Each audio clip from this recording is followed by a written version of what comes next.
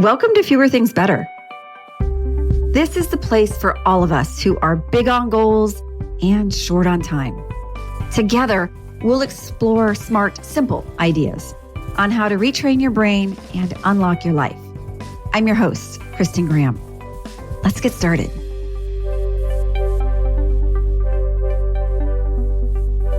Over the last 2 weeks, I had a chance to speak to a group of undergrad students who were taking a business entrepreneur class, and then to a conference of hundreds of professionals at a large event in Chicago.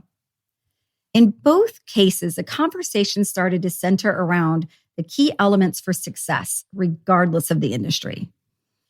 Two of the things that emerge from these conversations for successful connection is this.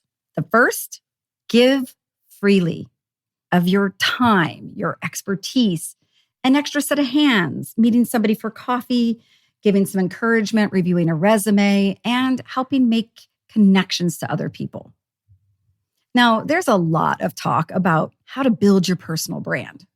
That's great. That's getting people to know your name.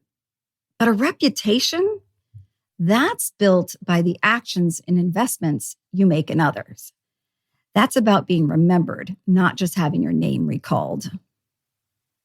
The second element of success that came up a lot was, after giving freely, receive in return. When someone offers their time, advice, network, or other efforts, say yes. Don't hedge, hesitate, or mumble it away. The bottom line on top of this episode is that the most valuable investments are often the ones you make in others, and the ones you allow others to make back in you. When we give, especially without expecting anything in return, our brain releases feel-good chemicals, and that activates our reward system. That includes a region of the brain called the ventral striatum. It's the same part of the brain that lights up when we experience joy or connection. So generosity isn't just kind. It's also neurologically rewarding. And hey, that's not just feel-good fluff. It's actually hardwired into us. A study out of Harvard found that people were measurably happier when they spent money on others instead of themselves. And even fMRI scans show that the brain lights up in the same parts when we give as it does when we are having chocolate or listening to music. So whether it's making a donation, doing someone a favor, or just centering your attention, generosity gives back in more ways than one. But here's where it gets even more interesting. When we receive something like a compliment, support, or a specific offer, we're also presented with a biological and emotional opportunity. Our brains are wired to scan for threats and imbalances, which means many of us are more comfortable giving than receiving. Accepting help or gifts or compliments can make us feel vulnerable. But turning down help or brushing off a compliment actually short circuits connection.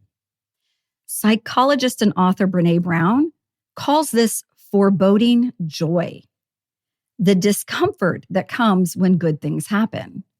But we brace for a loss or try to earn our worth by doing more.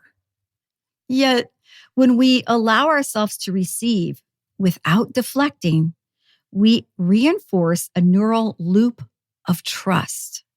We give the other person the gift of contribution, and we validate their effort in doing so.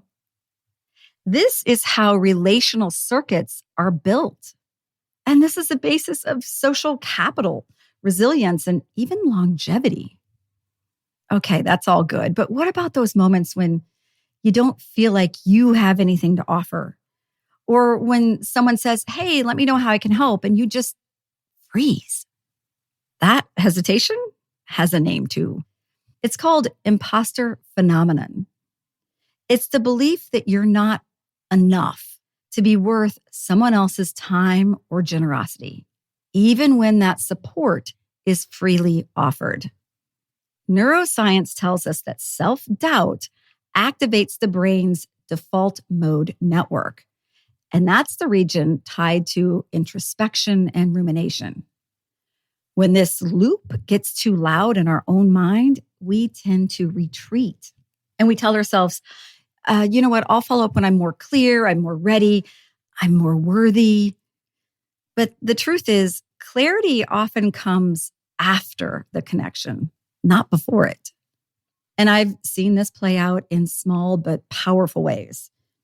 Previously, when I've been at events speaking to large groups, I like to make an open offer. Hey, I'll send a copy of the book being discussed. Just let me know when you want it. Reach out to me anytime. I get a few takers here and there, but I've realized that the follow-up was part of the resistance. I was making an offer from the stage, and the audience saw an invisible line between us. People didn't want to bother me, or they weren't sure if I was serious. So last week, I approached it differently. I made it into a challenge.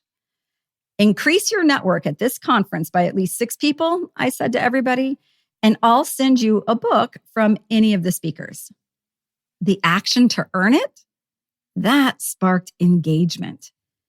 Throughout the multi-day event, people kept coming up to me. Several self-proclaimed introverts told me it was exactly the excuse they needed to approach other people.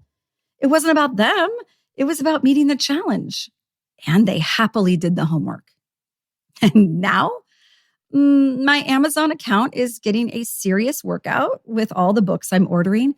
And that makes my nerd heart very, very happy. The lesson, the challenge, it wasn't about a book. It was about permission.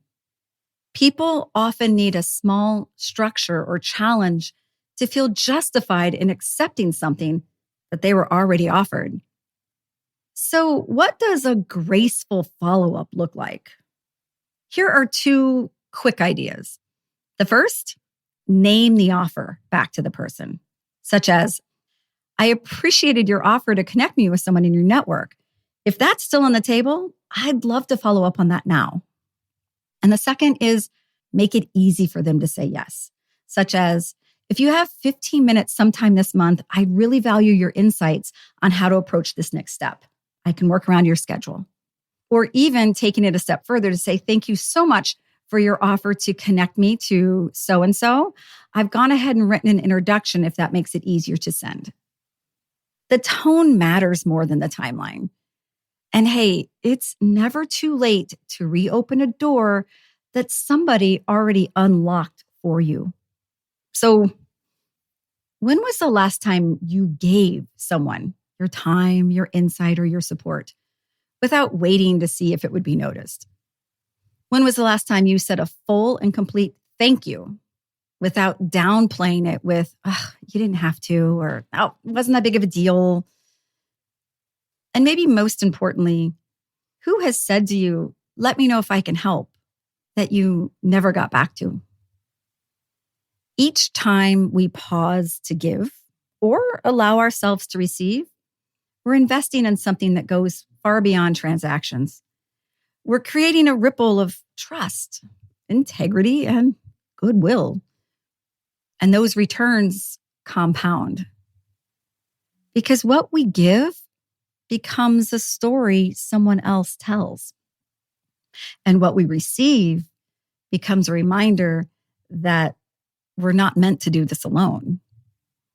So today, give something generously, receive something graciously, and follow up on something left unfinished.